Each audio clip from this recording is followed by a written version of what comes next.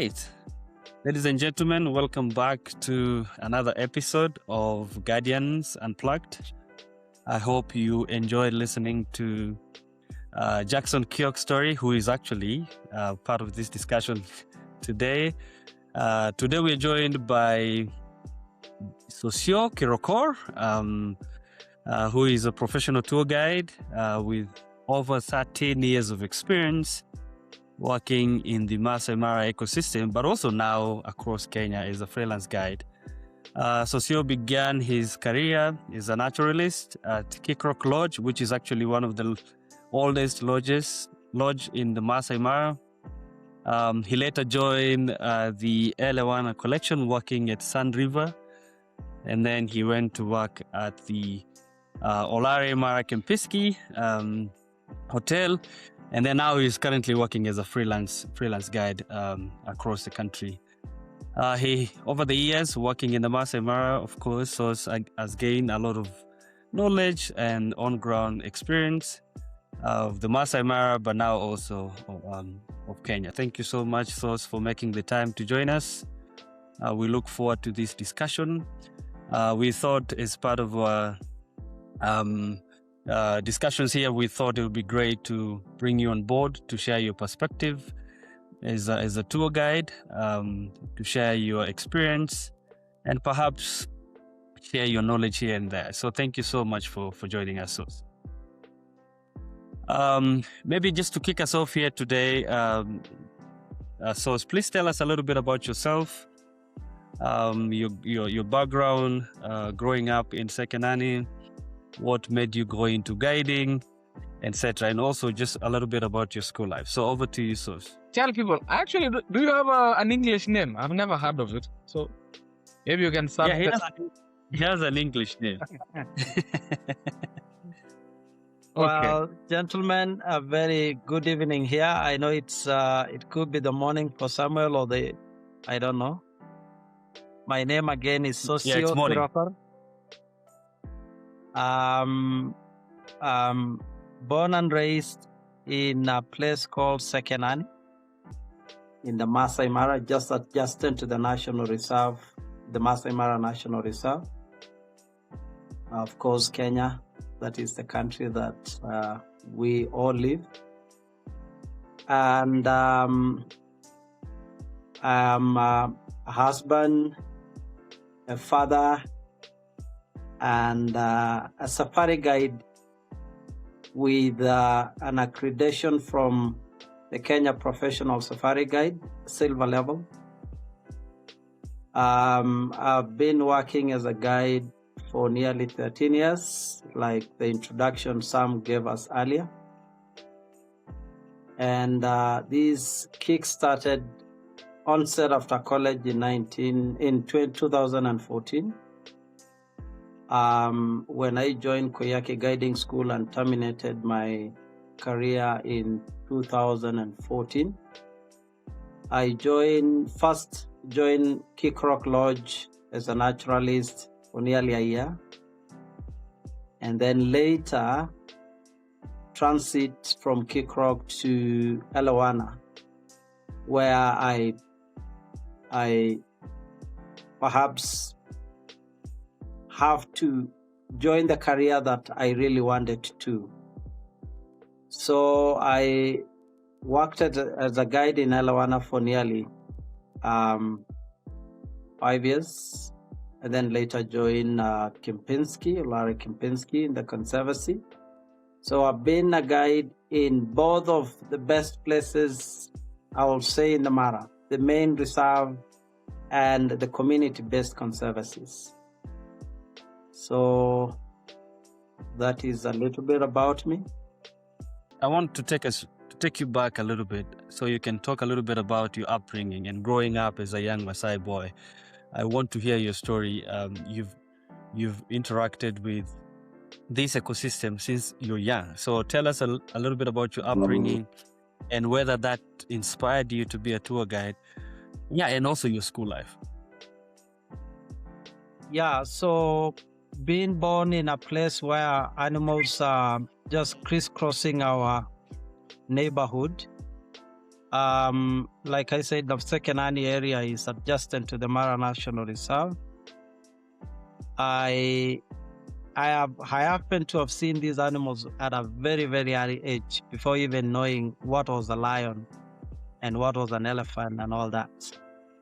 My education journey began at Sekenani Primary as a very young boy, probably 4 or 5 years old. And then after Sekenani, I later joined secondary school at Moinaekara, which was just another neighborhood not far from my home. Bringing up my upbringing at Sekenani area was really an interaction in terms of animals. My father is a farmer who keep livestock, cows and goats, sheep. And I remember a short story when my first time seeing a lion, as I was looking after the sheep back in the village out there in the bush. I told my brother there was a big lion, a big dog walking by our flock of sheep, and he laughed at me.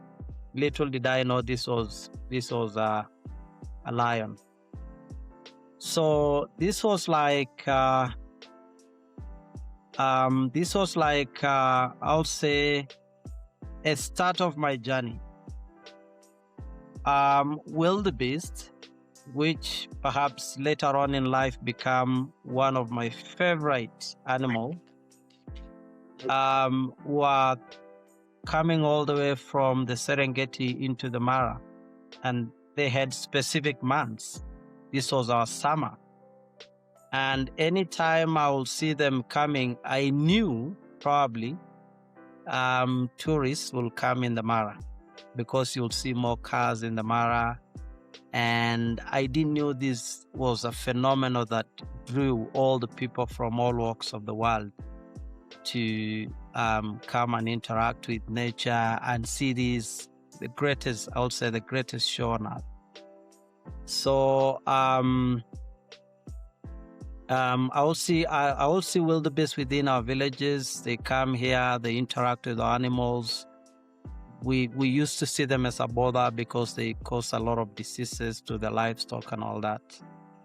But they become like basically an introduction of what I later did in life, which is guiding, because I wanted to follow what was the beauty of these animals coming all the way from the Serengeti into the Mara. And that's where I drew my career from. Okay, perfect. Thanks for sharing. Maybe you mentioned that the wildebeest is your favorite animal. Why? I know you mentioned that it's a interesting phenomena. You mentioned the migration, tourism, tourists coming into the Maasai Mara. But what specifically drew you into liking wildebeest? So wildebeest moves in numbers. Interestingly, these animals follow instincts, and they have migratory routes that have been existing for years. These animals the migration or the movement of these animals can be changed by the weather pattern in Eastern Africa. So I love the wildebeest by the fact that they are very clever animals. They see thunderstorm and lightning over the horizon, and they know the food they eat, grow after that rain. And this has been a very, very interesting fact that made them my favorite animals, bearing in mind it's an animal and it knows exactly what is the importance of this rain and what it brings in terms of their well-being and their breeding and their movement at the same time. So it's also an aspect of a great economy that happens here in the Mara. Like I said, every time the migration starts from the Serengeti into the Mara, we see thousands and thousands of guests flocking from all walks of the world coming here to witness. So this is another thing that makes the wildebeest one of my favorite animals. This is what I like. I like to interact with people. I like to interpret nature to these people. So I like when they come in their numbers to witness this greatest show on earth in my homeland. So that, for instance, has been the favorite part of these animals that I like. It draws the people in the Mara in big numbers, and I like the intellect of them being able to identify what the rain brings to them and follow that in the long run. Mm-hmm. And can you please tell our listeners in more details these phenomena? Like, try to explain to us when does it occur? When the wildebeest come into the Maasai Mara, when they go back to Tanzania? Can you briefly just tell us a little bit about that phenomena? Yeah. So this is a cycle that goes around the whole year. It starts in the Tanzania, Serengeti, southern place of Serengeti, a place called Ndutu. This is in January, February. The wildebeest drop their babies in their thousands. And then immediately the babies are born, they start their journey towards the central part of Serengeti in the month of April, May. In June, July, they make their journey into the Mara. The Mara is north of the Serengeti. So this is a very interesting movement of millions of animals, you know. It comprises of zebras and a larger number of them, which is perhaps around 1.6 million animals, are the wildebeest. Alongside are other antelopes like tortoises and zebras. And this phenomenon is a natural thing, nobody control. It's just an instinct driving thing. And it has been there for years. It has taken place since I came to this world to date. And it involves, I'll say, a bittersweet moment, because these animals have to take a risk of crossing rivers, which can be a very dramatic thing. There are dangers that pose on them. Wildebeest are crossing, and there are crocodiles waiting, there are lions on their way. There are these other top predators like cheetahs and leopards waiting them. But there is that post that tells them we have to go to a newer place for newer food and temperatures and good weather, water, and all that. So this is a phenomenon whereby we think of close to 2 million antelopes moving together. So it's very overwhelming for a place like Central Serengeti to hold these animals for months without necessarily moving. So the driving force is we've stayed here for a long time, and we just want to explore a newer area, which is the Mara, which is adjacent to the north of the Central Serengeti, to seek for pasture, fresher pastures and fresh water and etc. So these animals, I'll say, have done this for many years, and they use different migratory routes. Section of them goes towards the eastern part of the Serengeti, and then the other moves towards the western of the Serengeti towards the Mara, and they make their way into the Mara in the month of June, July. They stay with us in the Mara for 3-4 months before they start turning back after the short rain in November back into the Serengeti. So this is a cycle that goes all around the year. It starts in the southern Serengeti, mid of the year there in the central northern part of Serengeti.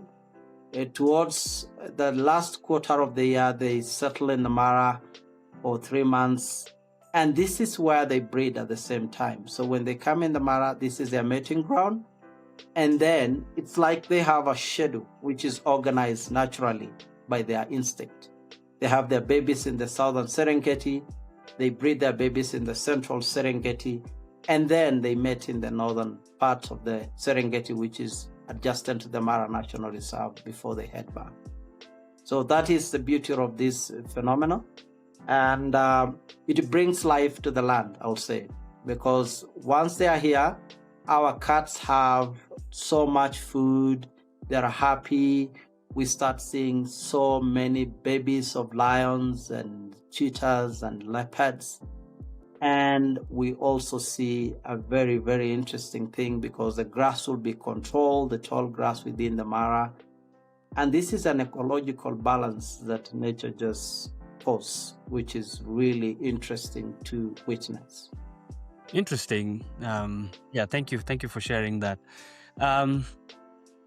As you know, this phenomena, apart from the beauty of it, it brings, of course, tourism. We get a huge influx in tourism, which also comes with its own challenges here and there, including, overcrowding, off-roading, and all that. And we've seen a few clips circulating, I think, towards the end of last year, during the last season of migration of wildebeest and tourists getting closer to the crossing points. Can you speak a little bit about that as a challenge, and what do we need to do as tour guides to better control that? Yeah, so it's a great challenge, Samuel, and this is where I say being a guide is very essential. Being a guide, that means you are in charge of that safari. It is at the end of the day, the buck stops at you as a guide in terms of showing the guest the beauty of nature, at the same time paying respect to these natural habitats without necessarily interfering with nature or posing any other overcrowding, stressing animals within the Mara or the Serengeti ecosystem. So it's a big challenge. There is overcrowd. It brings larger crowds of guests or tourists coming to witness this great show on Earth. And being a guide, you have to know that this is nature, these are tourists, and we want to make these two work without getting one interfered or the other. So it takes me back to the ethics of a guide. You should know when to do the off-road, when to take your guest to the particular sighting, and breaking a day without necessarily interfering with nature, and at the same time without pulling your guests into big crowds that can cause problems or anything of that sort. So we have what we call river crossings, which comes with these wildebeest coming within the Mara. River crossings are a problem, I would say, because everyone wants to have the best shot, everyone wants to have the best view, and this is a smaller section of the river that these animals use as a migration to come into the Mara. So in my own perspective, I do proper briefing of my guests that this is a natural phenomenon that they don't need us to organize themselves. If we get a good place to stop and witness, we have that for ourselves. If it's scrambling for space or anything of that sort, then nature become number one. We have to respect nature. We have to respect the animals at the same time. And I think that's where most of the guides fail to make good decisions, that rather respect nature and at the same time making your guest understand what is the beauty of this respect that comes with you respecting nature. So you're driving them, you give them right information, they understand, and they interact with nature with a lot of respect and with a lot of understanding that nature comes first, animal come first, and then our interaction with nature become the primary part of it, and enjoyment comes in there. You tune in to nature, you enjoy that and all that. So I'll say one of the ethics of a guide is to interpret nature. So interpretation means you have those guests coming with you on safari. You educate them on the importance, the do's and don'ts of what we do here on safari. And if you do that properly, I'm pretty sure there is nothing that will never go wrong. So you can control. This is a larger spot. This is a larger place as well. The Maasai Mara particularly is nearly 3,000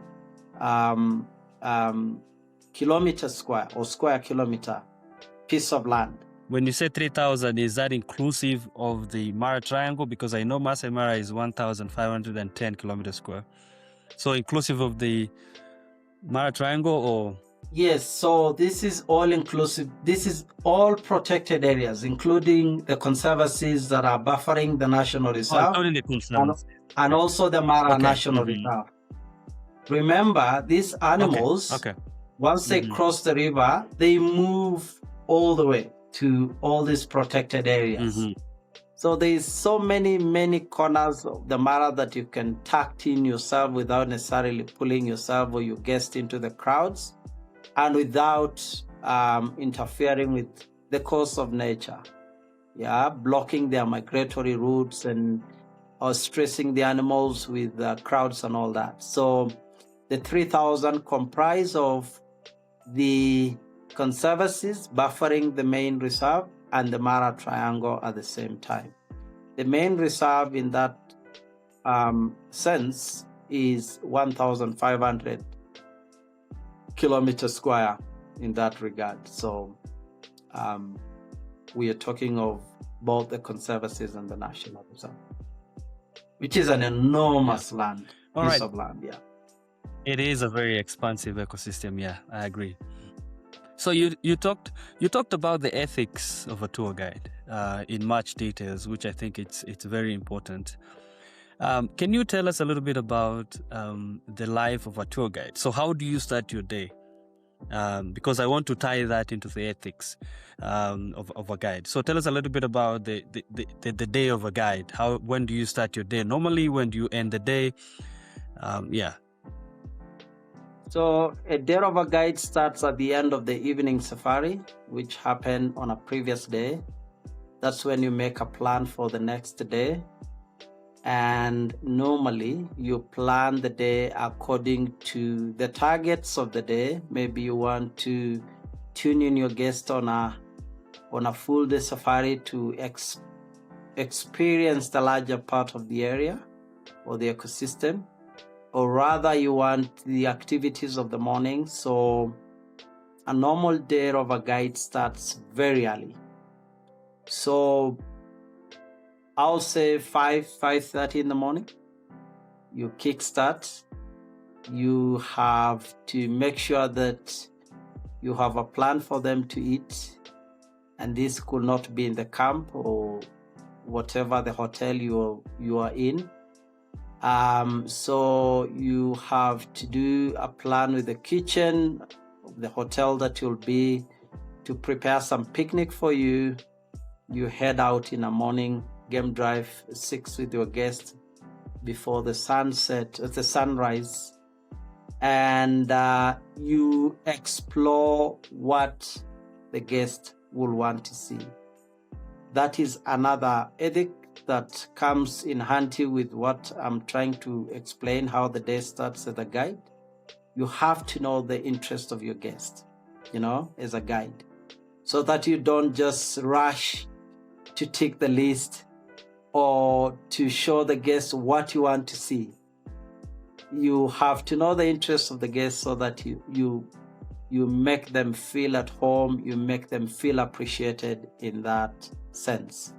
So a day will start at 6 in the morning and perhaps might end midday or might end in the evening, depending on the target of the day. Normally, during the months of the migration, this is July all the way to November, a lot of people will prioritize to do longer safari to experience the natural phenomenon of the migration in the Maasai Mara ecosystem. And this means you have to start your day early and end late in the evening. And you have to carry some picnic with you, sufficient water, sunscreen on a safari car, and all these other things necessities that the safari guests need on a safari. So another day will start in the morning, ends in the midday. This means you will just do the morning. You capture the morning light, which is the warmest, the best in terms of photography. And then you break the day once the sun is out and it's hot. The animals are chilling, they're relaxing, they're on a sleep. Break the day, come in the camp, plug yourself into a pool, cools down, have lunch, and then you do it another evening safari. So that is a day of a safari guide, and you have to know what your guests need, and then you try to squeeze your day according to what the preference the guest would love to, the preference of the guest. At the same time, you make sure that the car that you're using is clean, ready for the day. This you'll do it on a previous day. You make sure that all the amenities are well put in the car or well equipped. The car is well equipped with the amenities, soft drinks, water, sunscreen, such things. And then that is how the day of a safari guide starts here in the Mara and ends in the Mara. Maybe for a guest, both domestic guests from Kenya, but also from outside Kenya, from the US, Europe, you name it. What message do you have for them in terms of what to expect in the Mara? You've mentioned already the wildebeest migration. You talked about the beautiful wildlife we have within the Mara. What message do you have to them in terms of preparing them if they're interested in visiting the Mara? So my message is to our estimated customers who come on safari with us is, remember, your safari begins once you start thinking about planning to come to Africa. And Maasai Mara Serengeti, this is the last natural places we have on earth.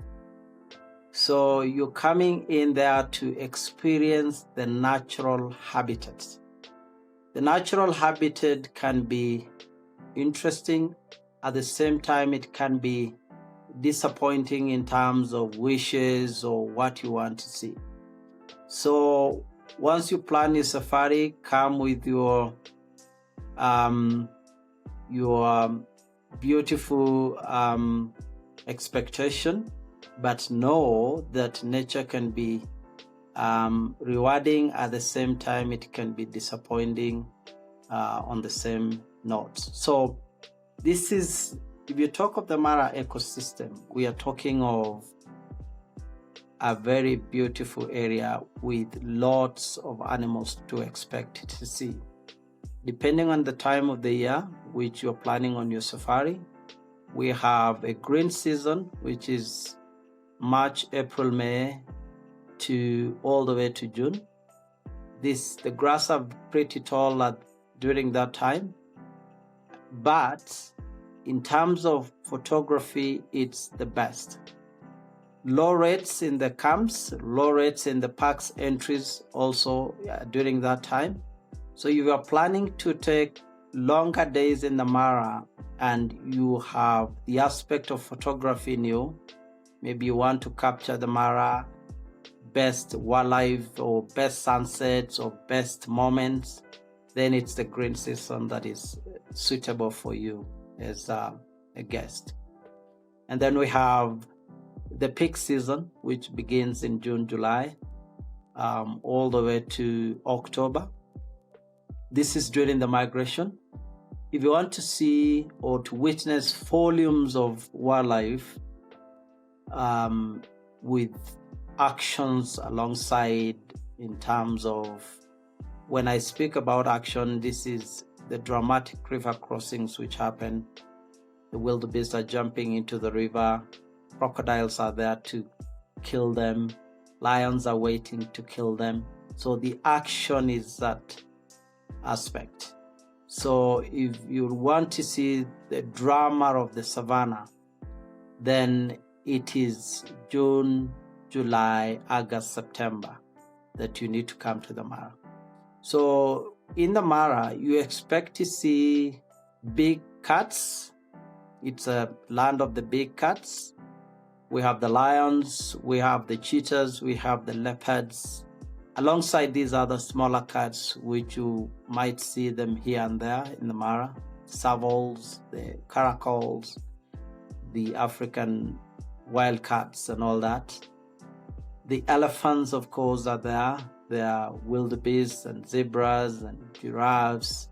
So I will categorize the Mara I will divide the Mara into two. We have the green season, which is very suitable for photographers and also people with lower budgets. This is when the camps have lower prices, the park fees are also lower. And then we have the peak season, which is the cream of the savannah, I'll say.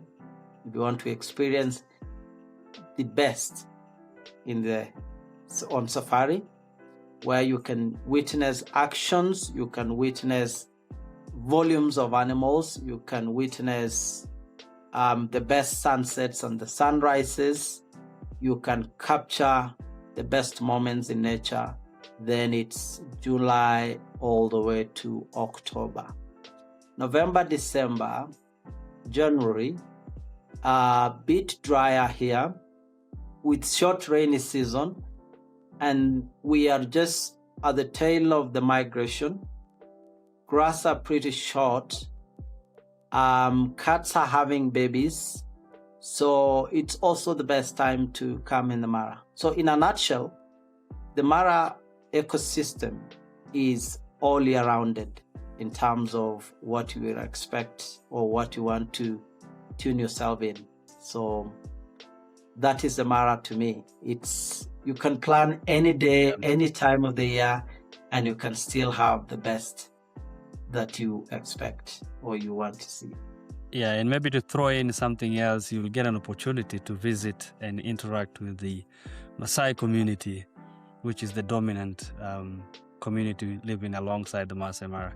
So yeah, Jackson, feel free to jump in if you have any questions. But maybe Sosio, as we continue talking about tourism, I want us to transition now into conservation, because I feel like, in my own opinion, tour guides are champions of conservation. They are like the ambassadors of conservation, because without conservation, there's no Maasai Mara, there's no any other ecosystem that brings in the tourist to visit us. So tell us a little bit about the role of tour guides in conservation and why it is important for tour guides to be the ambassadors of conservation. Yeah, it's very true. We are the true custodians of nature. We interpret nature we relate, we tune in the guest to what they expect to come see here. So conservation is a very large topic to talk about, and it is everything in terms of what this sustainability means of keeping nature for generation and generation to come. So conservation to me has been a key thing that I prioritize as a guide to make sure that nature is there to stay, is there for the generations that comes. So the little things you do, the fine tunings, the chance of you having to be a guide, to interpret nature, to relate with your guests on safari, to consider nature, being a primary player in this aspect. I take this as a bigger thing that needs integration of tourists, the communities that lives around, and the activities of the people that lives within. So conservation has to be into three aspects. You have to bring in the people that lives around. You have to bring in, by bringing the people that lives around this conservation area or conserved area, this means the local people, the Maasais in this aspect of the Mara. And then we have the tourists who come with their beautiful interests or very, very, very inquisitive requests and preferences. And then we have the land. So we try to integrate these three things and make a lasting solution that creates sustainability. So being a guide, I play a bigger role because, like I said, I'm a custodian of nature. When I go back to my village, I tell my parents or my siblings, the other neighborhood, the importance of having the wildlife alongside the domestic animals like our cows that we keep or the sheep and goats. And at the same time having tourists is a mainstay that makes this conservation run. It's like a fuel that makes the conservation run. So of course wildlife comes number one, and then the community, and then the tourism, so that this can go together in a very smooth manner. So tourism, like I said, is a fuel that makes these two works that runs conservation. So conservation is wildlife and the people and the activities that the people within the area undertake within these conserved areas. So my experience has been pretty good in terms of my work experience. I've had a chance to work in the National Reserve, and at the same time I've had a chance to work in the conservancies.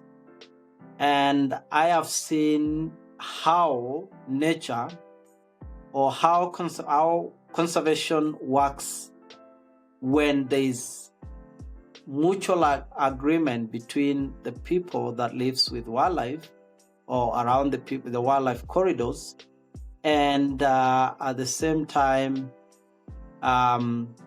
the land that these people create for these activities to happen. So I found it's very suitable to integrate. Conservation is integrating wildlife, the human activity, and the tourism. So this is the key aspect that governs the conservation. So if you get it right on that, then you're good to go. And then again, you are rest assured that the sustainability gonna be there. As a guide, if I respect nature and participate in giving out civics education to the local people about the importance of the wild animals, and making sure that what I get from the employment I get through these camps and lodges that are around these conservation areas, I take back the economy to the village. And this makes the people appreciate the benefit that this wildlife brings to the people at the end of the day that are around the people. Conservation in that context. And we have a whole section. Yeah, and we have a whole section where we'll ask you to talk about the benefits that you've seen of conservation to the community. But I like the way you've put it, that there is an integration between wildlife conservation and tourism as well. And the community as well plays a significant role in conservation, especially within the conservancies, providing their land as a conservation area for the wildlife outside the protected area, which is now the Maasai Mara National Reserve. And you know, data tells us that 65% of wildlife in Kenya live outside protected areas.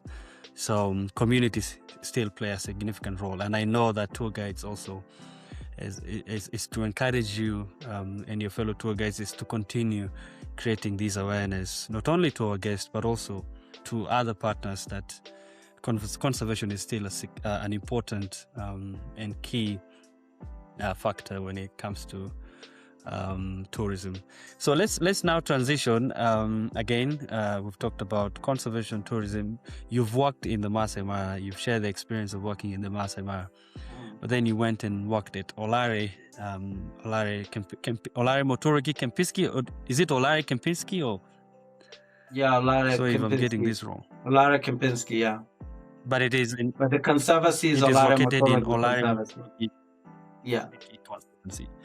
So I want you to talk a little bit about the experience of working in the conservancy compared to working within the Mara.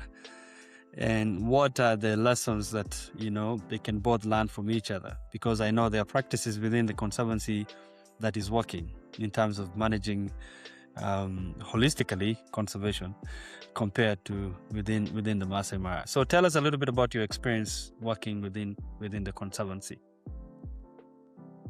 So an early age of my employment started at the National Reserve, and this was more or less the same as the experience I had at Olare Conservancy. Reason is I was far much away from the crowds in the Mara. So my work experience or my workplace was situated right at the border of Kenya, Tanzania, which is a less crowded area in the Mara. But having said that, I've also explored pretty much into the deeper part of the Mara, the central part, the northern part of the National Reserve, the eastern and the west. So slightest different, I'll say, per se, because we share pretty much the same wildlife. The numbers are more or less the same.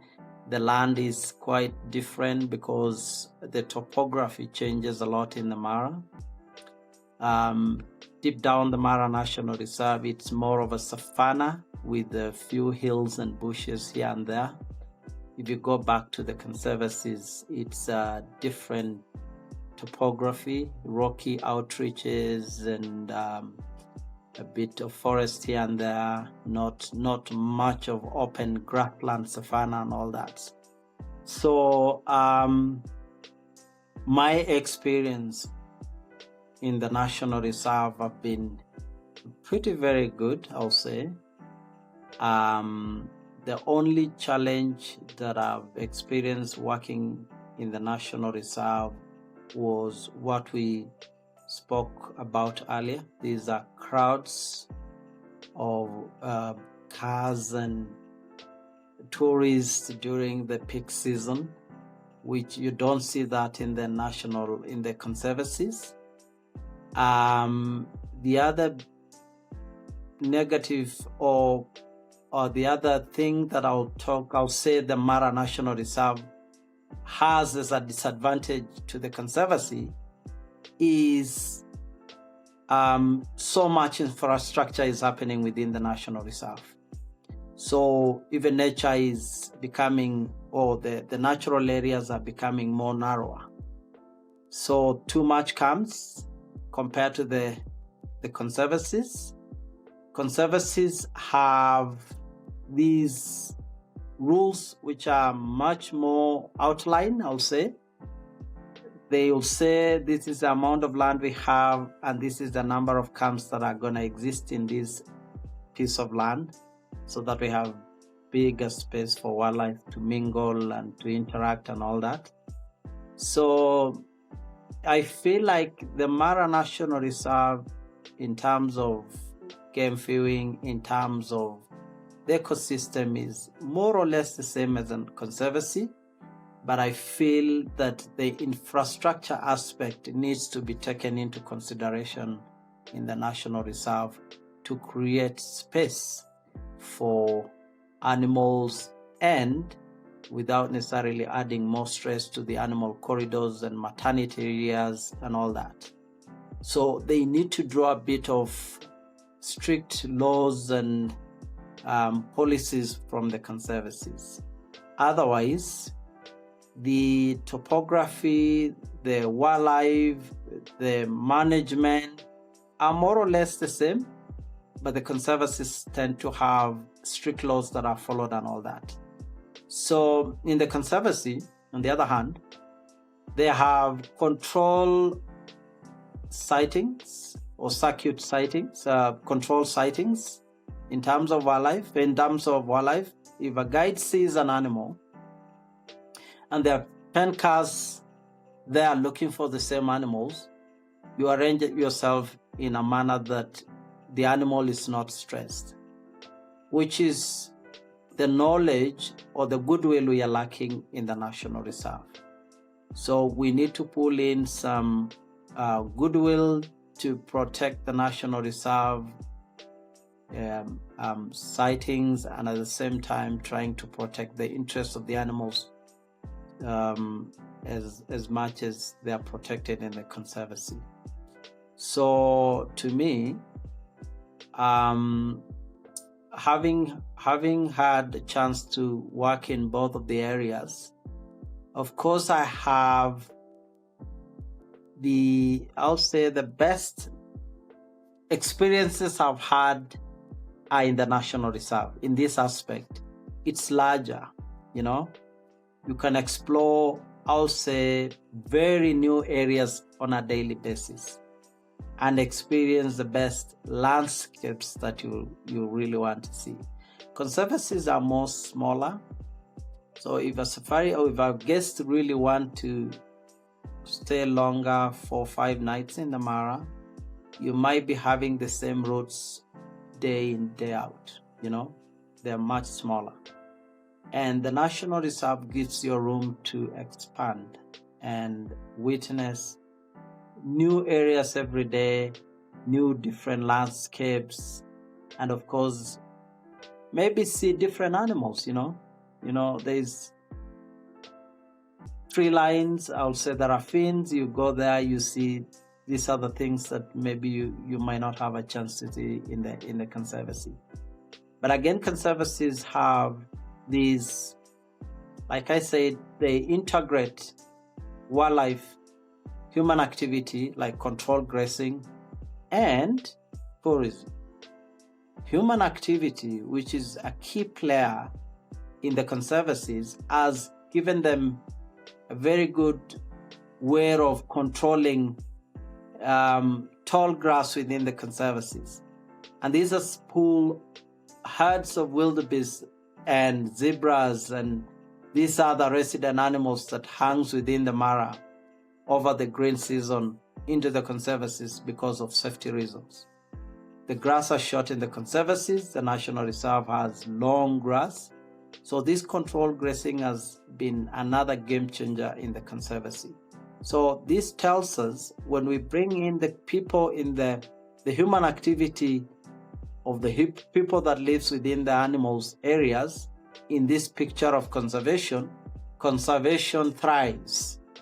So I've seen volumes of or the population of animals within the conservancies doing pretty well compared to the national reserves because of that balance of trying to control the ecosystem without necessarily burning grass or trying to let the grass grow, and it becomes at the end of the day a nuisance to the animals' feasibility or their daily activity. So that is what I can talk about the Mara National Reserve and the Conservancy.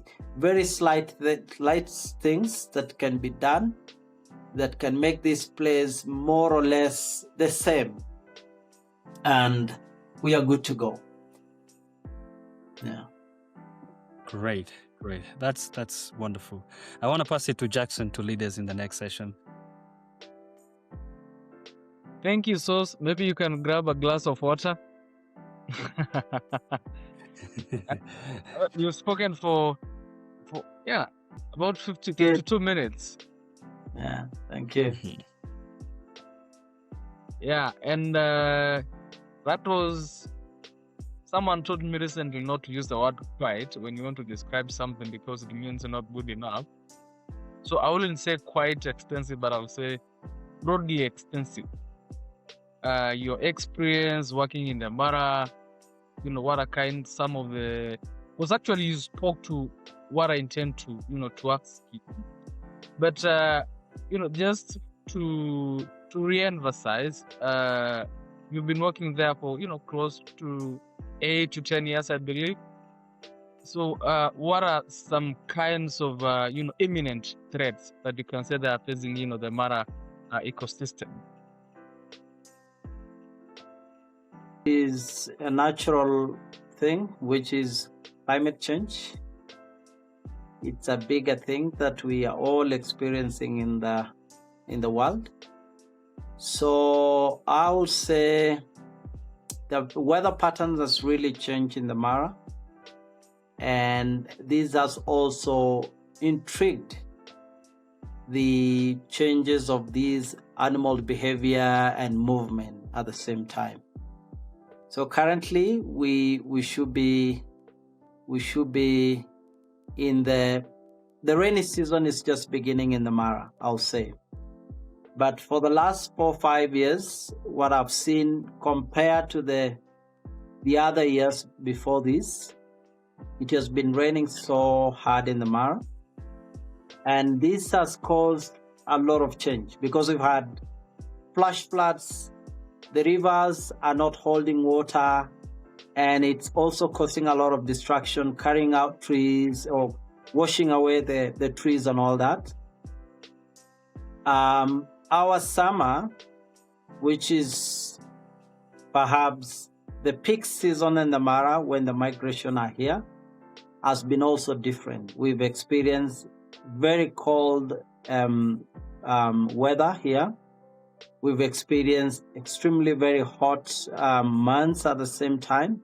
And this has really changed the movement and the well-being of these wild animals. Aside from climate change, there's also an aspect of mass tourism, which has been coming along in the Mara. So when I started working as a guide in the Mara, it was very, very different from what I see at the moment. I think we have put a lot of marketing or very good referrals that we get from our estimated guests who go back into their villages to talk about the beauty of Mara, the people that lives around the Mara. Of course, the great work our guides put and the managers and the rest of the teams at the hotels to make their stay looks wow. has contributed to these volumes of tourists. So as soon as this tourism becomes more massive, or they come in their numbers into the Mara, these are also been a big change in terms of how nature responds to that. I feel like we've created more roads in these areas because of high demands or too much cars in the conservation area or this ecosystem. I also feel like we encroach the wildlife private areas because we want to take our interests, our beautiful instincts to interact with this nature. So with big numbers of tourists and all that, this brings about encroachment of wildlife. Again, the change I've seen that has been happening in the Mara is the number of wildlife, and this is positive. I'll say 10, 15 years ago, the number of animals or wildlife was degrading in the Mara, was going down. It was really decreasing. If you look at the elephants, perhaps, poaching was a posing threat in the Mara. Now, when we brought in the local people in this picture of conservation and making them see the benefit of wildlife, this has been a great help in terms of conserving and reducing poaching in the Mara. Because we have right ears and eyes on the ground, the people are there, they're giving out suspecting information on poachers within the area because they used to hide within the local community. And this is the community coming into the big picture of conservation has helped to protect the population of animals. So the last data I have, 75% increase of elephant population in the Mara has taken shape. So that's a very positive comment to take into account. And the rhinos also has really gone high in terms of population as far as I know. We also have technology that we are trying to incorporate to bring in awareness and to keep the data of animals which never existed before. And this technology has really been in handy to help in conserving wildlife because we highlight critical areas which needs to be closed for land or nature to regenerate. And we can also be able to highlight where there is high density of lions, the maternity of these animals through technologies. We have speed cameras along our roads to make sure that nobody speed up that can cause death of these animals. We have conservation areas that are laying out very critical information that we need to have in terms of conservation within the Mara Basin. And this has really been a very, very important aspect of the change that I see now. So without overdoing it, climate change is impacting a lot in terms of animals' behavior, overcrowding. To highlight just on overcrowding, in the Mara, or naturally, we know cats to hunt in the morning when it's cool hours of the day or evenings. But in the Mara, because of overcrowds, overpopulation of tourists, the cats have changed the trend of hunting in the morning and evenings to midday.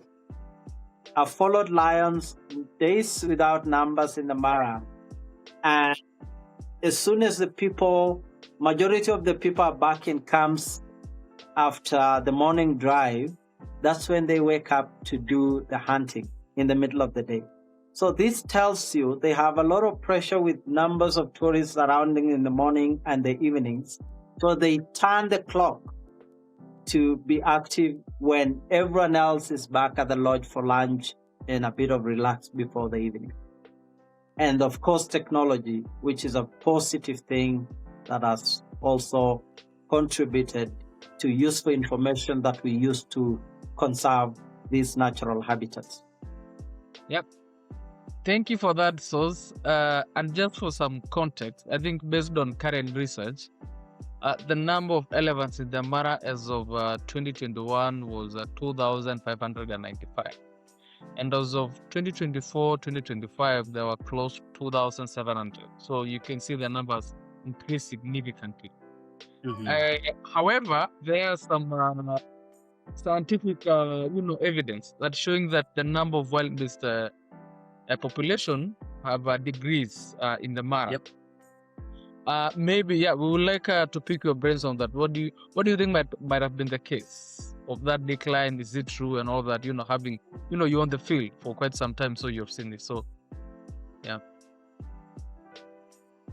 So in terms of wildebeest, it could be climate change, one of the contributors. Like I said, too much rain might cause too much grass. And these animals essentially will depend on food to stay. So all the way southern Serengeti to the northern of the Serengeti might take them longer to maximize the amount of pasture that are there because of longer rains and all that. And by the time they come into the Mara, they are either few in number because the other part of the Serengeti which they left earlier has regenerated and it looks fresh for them to go back, or they might come late than we expect them to be in the Mara. Another thing is I talked earlier about the infrastructure in the National Reserve, the mushrooming of camps and lodges in the Maasai Mara National Reserve, These has blocked their corridors, and these have created more of what I call a one-way migratory route for these wildebeest. So the space has narrowed from the years back to date, Mara is a spotlight. It's a great business place for our estimated customers who come here and they want to put in some business like a camp and all that. But like I said earlier, nature is very sensitive. If we don't do something to protect it now, we might lose it forever. So we want to take into consideration on a number of camps and lodges and also the location that we need these camps to be. So that could be another distributor or contributor to the decline of the wildebeest migration in the Mara. Again, I will say maybe creation of these conservancies has also taken shape in the Serengeti. So these animals have other diversion ways to migrate into and perhaps get good pasture, good weather, good water, and at the same time trying to reduce the movement of larger distance or longer distances. Another thing, it could be population or the predation pressure. Predation pressure can also contribute pretty much to these wildebeest, because remember, they also learn through experiences. Maybe years back, they never knew these barriers are there, or they knew these barriers are there, but they were a little bit limited. maybe the predation pressure has also increased because I have a feeling the population of lions in the Mara Serengeti ecosystem has also risen over the years. And this can be another barrier that makes these animals to just slow down. We don't need to move further. Or we are learning, we are losing.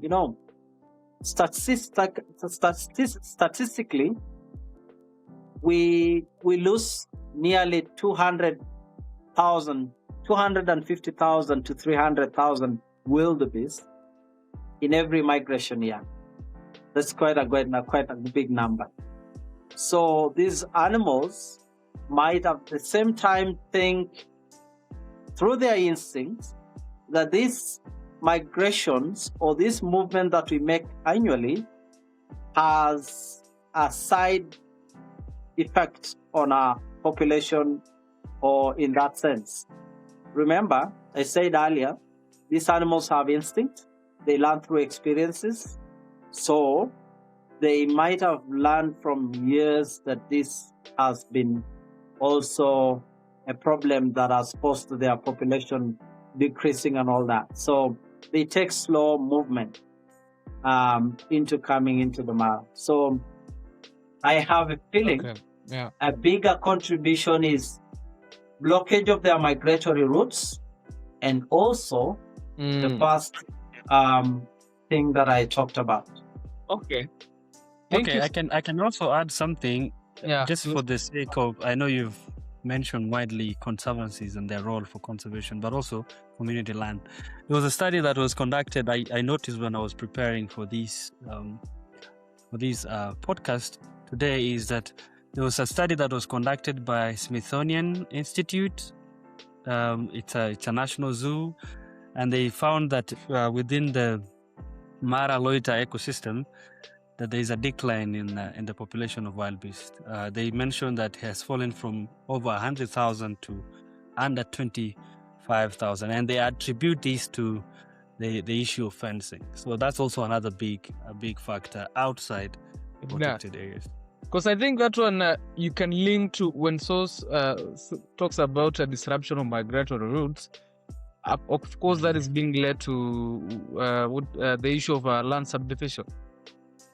With the current subdivision that is happening, I get my plot of land, I put up a fence, an electric one, and as Sos mentioned earlier, that this and as a very wildebeest, it has lots of instinct. Maybe it passed through that migratory routes 3 years ago, and it knows that this was safe, there is water there, and all that. But getting there, they run most of the time. I see them running, but they get that with an electric fence. So that has again has a ripple effect on on their population. And I think that one conversion again of land, of these lands, because I don't know, maybe you can correct me on this, is the Loita Plains used to be there, I don't know, their mating ground, something of that sort. But right now, it was, it has been converted to, to agriculture and this other big infrastructure that Sos was mentioning up earlier. Just to add on that, traditionally, we had the Serengeti Mara ecosystem migration, and then we had the resident wildebeest. The resident wildebeest are the ones that we speak on Loita Plains and the fencing and all that. And since the establishment of these conservancies, Naboisho, Olare Motorogi, Mara North, this has been the wildebeest that used to move to the Loita, or the resident wildebeest who used to move to the Loita Plains, have trickled down and utilized the land that we have as private conservancies currently. That is Olare, Motorogi, Mara North, Naboisho. If you visit Naboisho all year round, all these other conservancies, you'll be amazed how much numbers of wildebeest are down in those conservancies. So, fencing can be a very, very disastrous aspect in terms of conservation. It can create very, very immobility within these animals, and we might block their traditional routes that have been there for years. So that's very right. Yeah, fencing has been a contributor. Fragmentation of land has been another reason why Correct. these animals are reducing population. Yes. Yeah. I was about to mention that. Thank you for that. Yeah, and I just well, again, while I was doing my research as well, I understand they are resident wildebeest and then there's migratory, wildebeest, which is a quite interesting phenomenon. Come to think of it, for those of us who have been born in the Mara, never heard about this until maybe 2 years ago in our background research. Yeah. Yeah. Mhm. So thank you to the just again to tie that to the threats that right now the Mara ecosystem is facing. How will you say that the current policies that are meant to protect and conserve this ecosystem, how responsive has they been to the threat that you just mentioned earlier? How responsive have they been? So the policies are there. I might say the goodwill is a bit slow to enable these policies to work. So we just need a shift of that because the policies are there, pretty good. The outline of the recent Mara management plan was very, very deep and very, very important. The document had conservation at heart. So we just need a bit of goodwill to shift that gear from enabling those policies to work. And I have a feeling that will take us so many years of sustainability in terms of conservation if that document will be established and acted upon. So Maybe Sam? sorry to cut you short. Maybe to add on the policies, because something came into my mind. For the tour guides who are operating within the Mara, is there a policy guideline for the tour guides? Because you talked about the ethics of a tour guide. Is there a document where these ethics are well outlined? Do you think, if it's not there, do you think it's something that we need within the Mara so we can make sure that while we allow the tour guides to continue practicing, we also pay attention into the other rules, and ethics around practicing as a tour guide? Yeah, so being a safari guide, it's more of a calling than a profession. But having said that, this is a profession that has a body that governs them. This is the Kenya Professional Safari Guide Association. Kenya Safari Guides Association will accredit you with levels of this career. You begin as a bronze level guide. At this bronze level, you acquisite yourself with relevant information about nature, the policies, the history of the land, and the geography of the land, and such things. And then you push yourself through experience, through more study to the silver level. And this is more of a bigger task, I'll say, or much more knowledge of this job that we do. And then we have the ultimate, which is the gold. So the Kenya Professional Safari Guide have their policies, their guidelines. Being a member, you have to practice as per these policies. This is how we say, this is how we do, this is how we relate to nature, this is how we interpret nature to our guests, this is how we protect nature. So it's a very well-established body, and we are putting a lot of effort as a body to make sure that tour guides play the central part in conservation, because we are day in, day out people on the ground in terms of conservation. So we've incorporated other organizations like the Tourism Regulatory Authority, which is licensing the guides.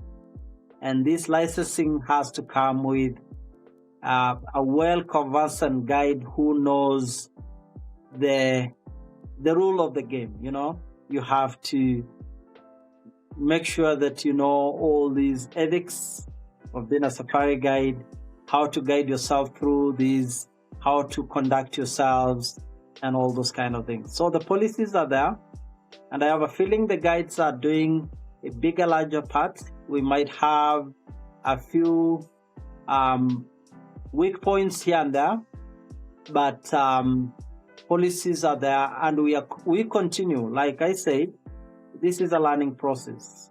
Yeah, we never had technology before in these protected areas. Technology is there now, and it's playing a very significant role.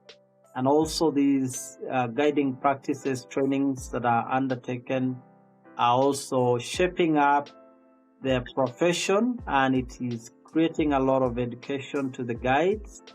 And as much as we are all equipped with education and well conversant with the policies and the guidelines and the ethics, then we are good to roll. Yeah. Thank you. So we are trying to be cognizant of the time. Yes, it's so. Allow me just to ask one more question, and I think we can wrap this up, because this is a very interesting conversation. We might have to call you again for another session, because I think some of us, personally, speaking for myself, I'm also learning more about the Mara. I didn't know that, those timelines, from June to this, might not be ideal for photography, so on and so forth. So maybe we might we'll have to call you again for more conversation. But I just want to know or rather hear from you. You know that most of us have gone to school through conservancies. The bursaries, played a very critical role to where we've got in an education and all that. And I think also to you, it has provided you with the livelihood and all that.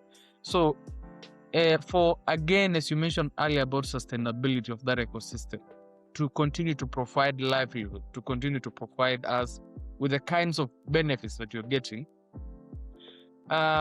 what do you think that future will look like for the, for the Mara? That is what is called business as usual. Like if we continue to do these things right now, or if we change, what do you think? How will it look like? So you've spoke about the bursaries that we get from the conservancies and all that. I am a product of that, So I went to study craft certificate in tour guiding and tour operation at the Koyaki Guiding School, currently called or known as Wildlife College of Maasai Mara. So being a local guy from the area, I had 80% of my school fees or scholarship being paid by partners within the tourism industry in the Mara. So I am a product of these conservation benefits. And I have a feeling that it is a very important thing. And I also have a sense that it's going much more higher, and it's creating a lot of change within the community, If we have nearly 200 guides that have gone through the Koyaki Guiding School through this sustainable fund that the tourism sector is pumping into the local community, then I'll have to say we have had so much from this conservation. And there's also what they have created recently which they call not just bursaries, but they're also creating some sort of education to the people that are on a daily basis within these corridors of wildlife, nature, and all that.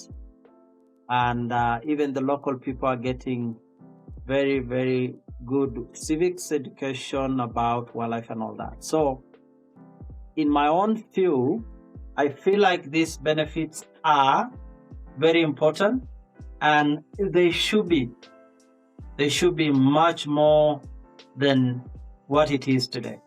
Thank you so much. So I think I do not have anything from my end. Maybe I yield back to you. But, definitely. Yeah. So thank you, Sos. Yeah, thank you so much, Sos. I know we are out of time. This conversation can go, almost the whole day. There's a lot to learn from you. You have a lot of wisdom and knowledge in this industry, and you can tell where the 13 years of experience comes from.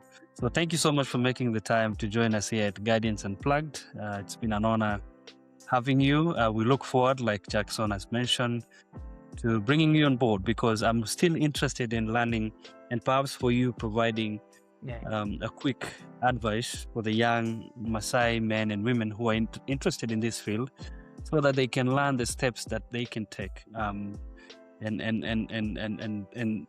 how to navigate the whole process of becoming a tour guide. So thank you for making the time. We wish you all the best. I know now you are into the freelancing industry. We wish you the best as the season comes up, and there's some issues right now that might affect that around the world in terms of the war, but I know things will work out. So we wish you all the best as you prepare for the season. Suppose it's going to happen. So thank you so much for making the time. I don't know if you have any closing remarks, Sos, before we end this. While you're giving out your remarks, I think just mention to that young boy or girl, out there, especially within the Mara ecosystem, who wants, maybe they can see that Sos, one day just woke up and to be Sos, but there's a lot that might have gone into the person you are today. So maybe a few words to them. Yeah, on my closing remarks, as a guide, I say passion is a pathway. So you have to have passion to be a guide. And alongside passion, there should be dedication, there should be discipline. Yeah, there should be commitment, self-assertiveness. And then, of course, you should be all-rounded, You should be a guide who knows what is a rock, what is a tree, what is a bird, what is a big cat, what is an elephant, and all that, and the correlation between all those. And by that, you are able to give your guest the best introduction to this natural habitat. You are able to pull the strings of making these guests think that I go and come back to the Mara, or rather, I go and refer my friend to come in. So as a closing remarks, I want to sincerely thank you two gentlemen for coming up with this platform. It's an educator. It's a kicker to what the younger generation will look up to. And I just wish the Guardian Unplugged all the very best. And you two are brilliant minds. We are super proud of you, and we look forward of you hosting so many all-rounded professionals within the Mara ecosystem, and bringing on other technocrats so that we can learn on this. So I want to tell our viewers, let's go on YouTube and watch this series and educate ourselves. Education is power. And thank you very much. God bless you. All right. Thank you so much, Sos. It's Like much he so. mentioned, our viewers, please subscribe, like, and share. So we look forward to another episode. Thank you so much, Sos. Thank you so much. Bye.